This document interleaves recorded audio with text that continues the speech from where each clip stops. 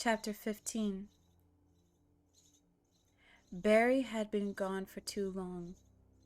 Jill had no idea how extensive the tunnels were, but from what she'd seen, they all looked alike. Barry could be lost, trying to find his way back. Or he could have found the murderer, and without any backup, he might not come back at all. In any case, staying put wasn't going to help anything. She stood up, taking a last look at the Bravo's pale face and silently wishing him peace before walking away. What did he find out that got him killed? Who was it? Enrico had only managed to get out that the traitor was a he, but that didn't exactly narrow things down. Except for herself and the rookie, the Raccoon Stars were all male.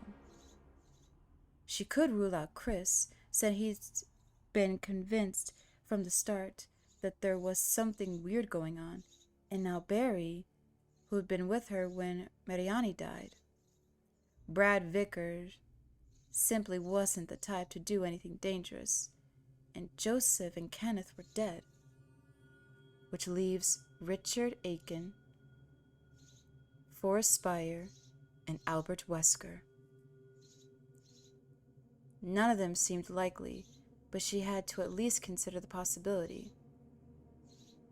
Enrico was dead, and she no longer doubted that Umbrella had one of the stars in their pocket. When she got to the door, she quickly leaned down and tightened her damp boot laces, preparing herself. Whoever had shot the Bravo could have just as easily taken her and Barry out. And since he hadn't, she could only figure that he didn't want to kill anyone else and wouldn't be looking for more targets. Assuming that he was still in the underground system, she'd have to be as quiet as possible if she wanted to find him. The tunnels were perfect sound conductors, amplifying even the tiniest sound. She eased open the metal door, listening, and then edged out into the dim tunnel, staying close to the wall. In front of her, the corridor was unlit. She opted to head back the way she'd come instead. The darkness was a perfect spot for an ambush. She didn't want to find out she was wrong about her killer's intentions by taking a bullet. A low, grinding rumble reverberated through the heavy stone walls, a sound like something big moving. Jill instinctively used the sound as cover, taking several sliding steps forward and reaching the next metal door just as the rumbling stopped. She slipped back out into the tunnel where she'd run into Barry, gently closing the door behind her. What the hell was that? It sounded like an entire wall moving. She shuddered, remembering the descending ceiling of that room in the house. Maybe the tunnels were rigged too. She needed to watch every step. The idea of being crushed to death by some bizarre mechanism underground. Like the one next to that pit with the hexagonal hole? She nodded slowly, deciding that she needed to go take another look at those doors she couldn't get to before. Maybe the killer had the tool it required, and the noise she heard had come from him operating it. She could be wrong, but there was no harm in checking. And at least, I won't get lost. She reached for the door that would lead her back and stopped, her head cocked to catch the strange sound coming from the tunnel behind her. It was a rusty hinge. Some kind of bird, maybe? It was loud, whatever it was.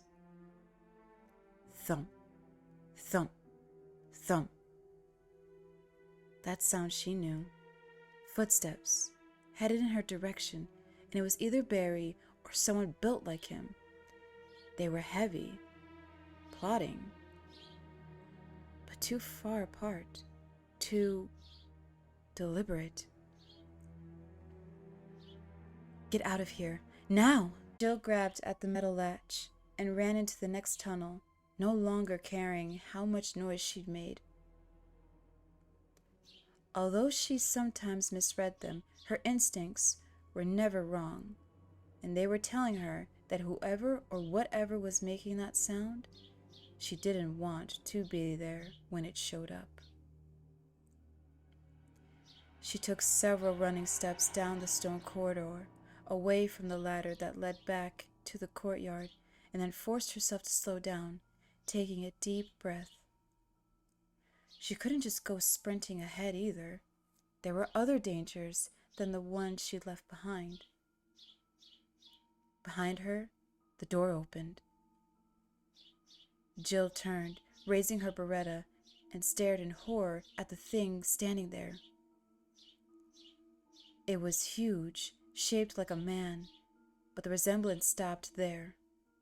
Naked, but sexless, its entire muscular body was covered with a pebbled, amphibious skin, shaded a dark gray.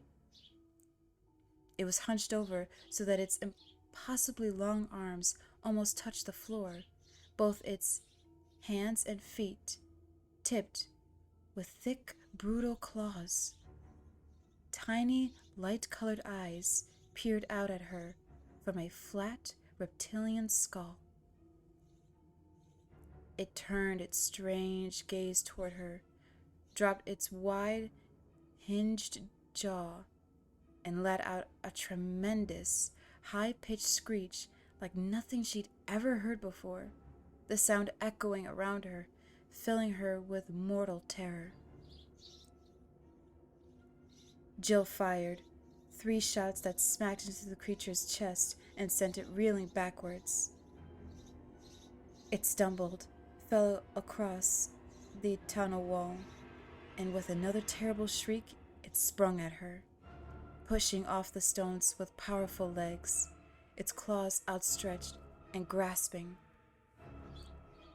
She fired again and again as it flew toward her, the bullets tearing into its puckered flesh, ribbons of dark blood coiling away, and it landed in a heaving crouch only a few feet in front of her, screaming, one massive arm snaking out to sweep at her legs. A musky, moldy animal smell washed over her, a smell like dark places and feral rage. Jesus, why won't it die? Jill trained the Beretta on the back of its skull and emptied the clip. Even as the green flesh splattered away and bones splintered, she continued to fire, the hot slugs ripping into the pulpy, pinkish mass of its brain. Click, click, click. No more bullets. She lowered the weapon, her entire body shaking. It was over. The creature was dead, but it had taken almost an entire clip, 15 9mm rounds, the last 7 or 8 at close range. Still staring at the fallen monster, she ejected the empty magazine and loaded a fresh clip before holstering the Beretta. She reached back and unstrapped the Remington, taking comfort in the solid, balanced weight of the shotgun. What the hell were you people working on out here? It seemed that Umbrella researchers had invented more than just a virus, something just as deadly, but with claws. And there could be more of them. She never had a more horrifying thought. Holding the Remington close, Jill turned and ran. Chris and Rebecca walked down a long wooden hallway, warily glancing up with every other step. There was what looked like dried, dead ivy poking out of every crack and crevice where the walls met the ceiling, a bone-colored growth that scaled across the planks like a fungus. It looked harmless, but after what Rebecca had read to him about Plan 42, Chris kept himself ready to move quickly.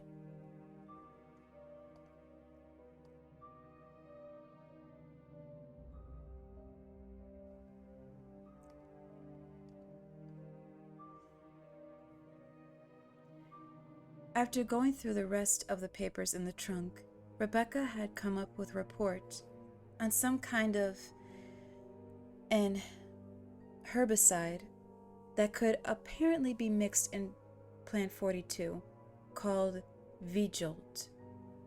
She brought it along, though Chris doubted it would be useful. All he wanted was to find the exit, and if they could avoid the killer plant, so much the better.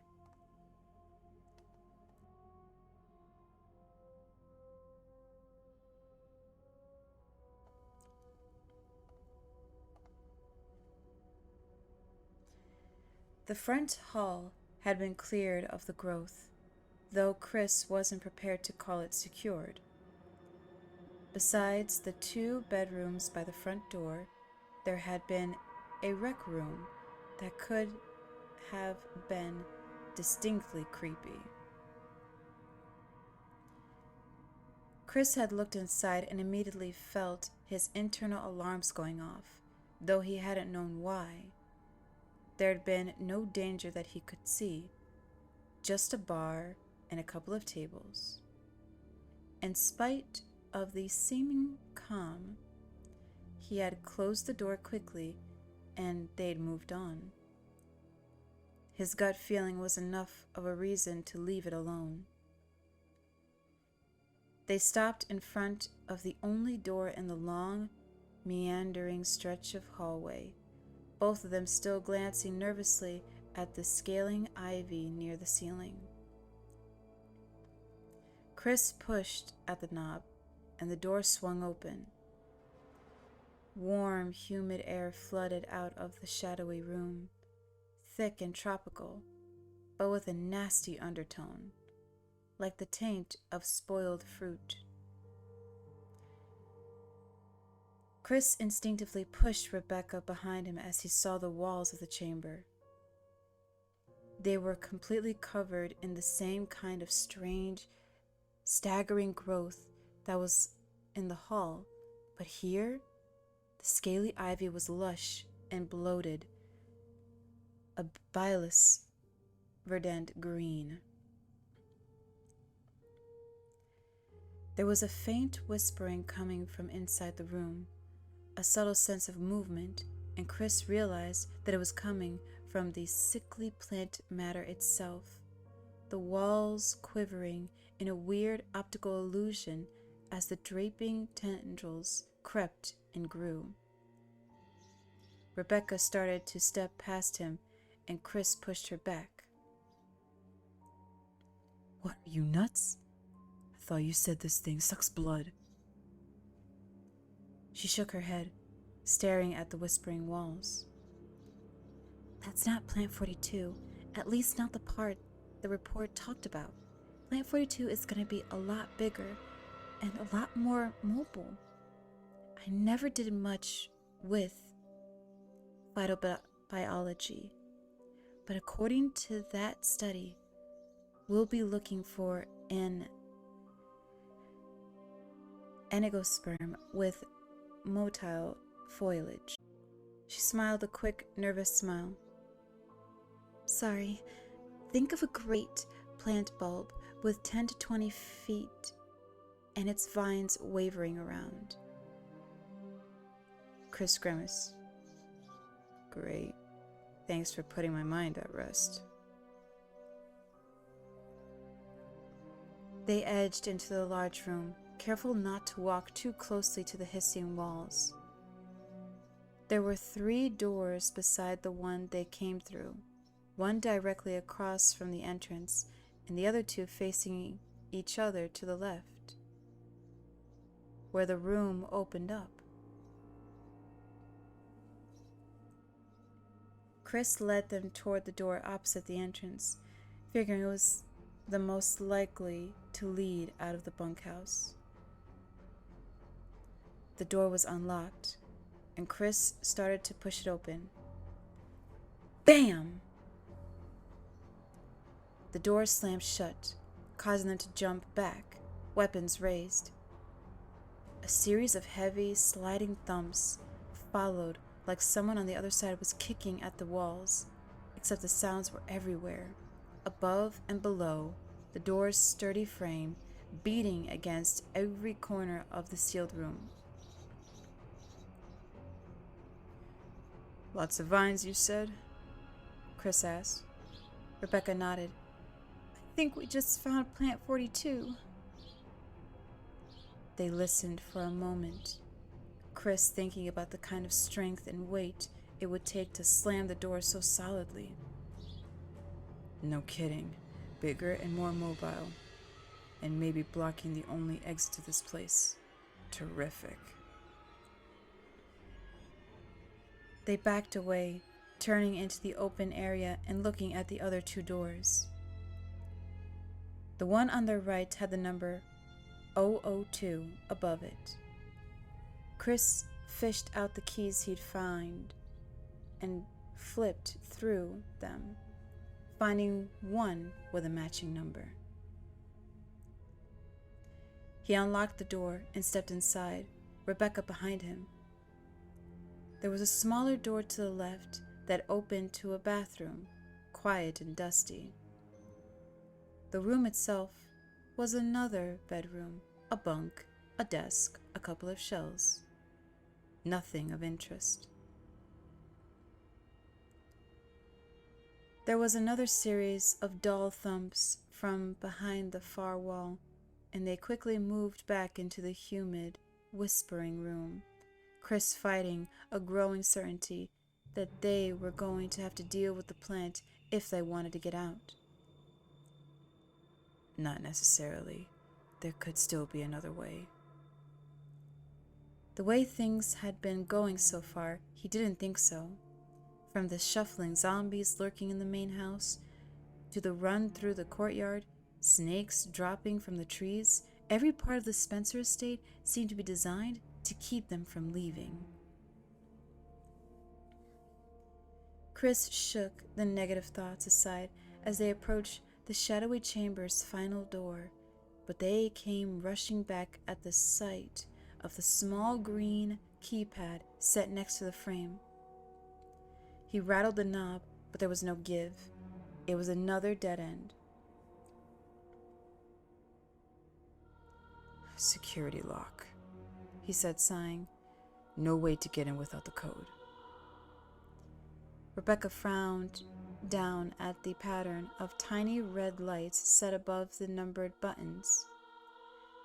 "We could just try numbers until we run across the right combination." Chris shook his head. "You know what our chances are of just stumbling across the right?" He stopped, staring at her, then fumbled the key ring out of his pocket. "Try 345, he said, watching eagerly as Rebecca dutifully punched in the number. "Come on, Mr. Alias, don't fail us now." The pattern of red lights flashed, then blinked out, one by one. As the tiny last light faded, there was a click from the inside of the door. Chris grinned, pushing the door open, and felt his hope dwindle as he glanced around the tiny room. Dusty shelves filled with tiny glass bottles and a rust-stained sink. Not the exit he'd expected. "No, that would have been too easy. God knows we can't have that."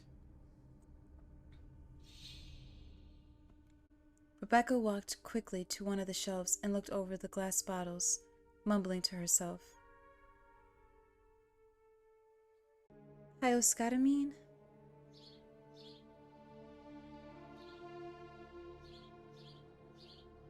Anhydride? Dildrum?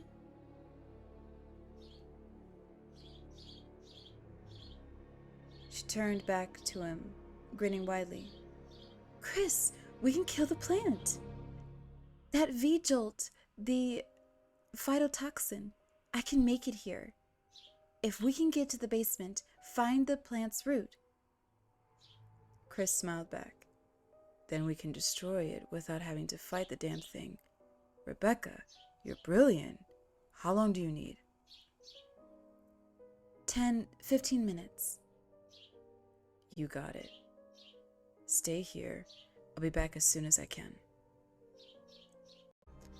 Rebecca was already pulling down bottles as Chris closed the door and jogged back toward the corridor, past the whispering walls of shadowy green. They were going to beat this place, and once they got out, Umbrella was going down hard.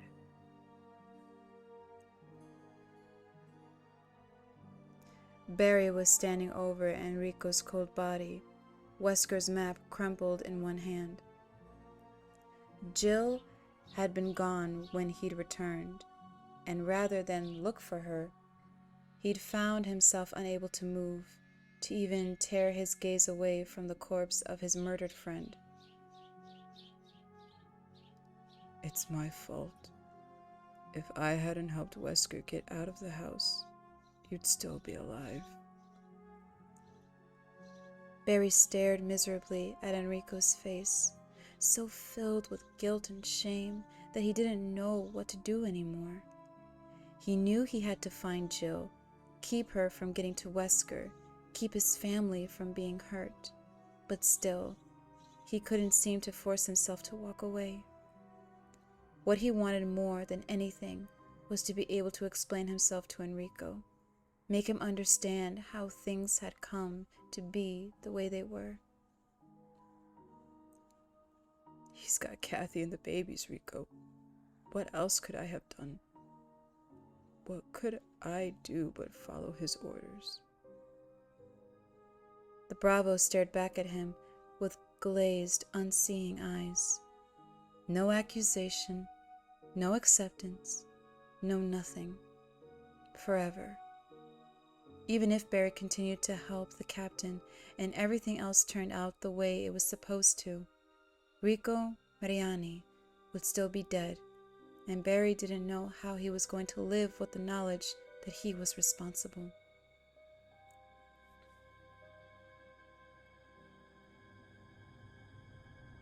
Shots echoed through the tunnels, a lot of them. Jill. Barry's head snapped around.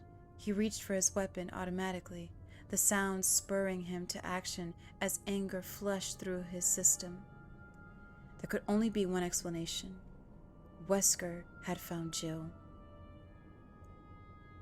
Barry turned and ran, sick at the thought of another STARS member dead by Wesker's treacherous hand, furious with himself for believing the captain's lies. The door in front of him slammed open, and Barry stopped dead in his tracks. All thoughts of Wesker and Jill and Enrico wiped away by the sight of the crouching thing in front of him. His mind couldn't grasp what he saw, his stunned gaze feeding him bits of information that didn't make sense. Green skin, piercing orange-white eyes, talons. It screamed, a horrible squealing cry, and Barry didn't think anymore. He squeezed the trigger, and the shriek turned into a bubbling, choking gasp as the heavy round tore into its throat and knocked it down.